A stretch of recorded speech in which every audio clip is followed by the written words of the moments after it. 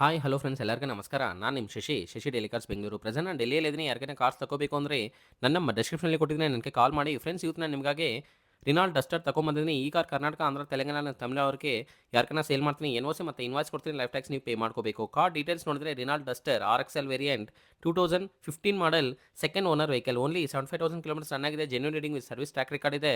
ನಮ್ಮ ಹತ್ರ ಪರ್ಚೇಸ್ ಮಾಡೋ ಎಲ್ಲ ವೆಹಿಕಲ್ಸ್ಗೆ ನಾವು ಶೋರೂಮ್ ಸರ್ವಿಸಸ್ ಕೊಡ್ತೀವಿ.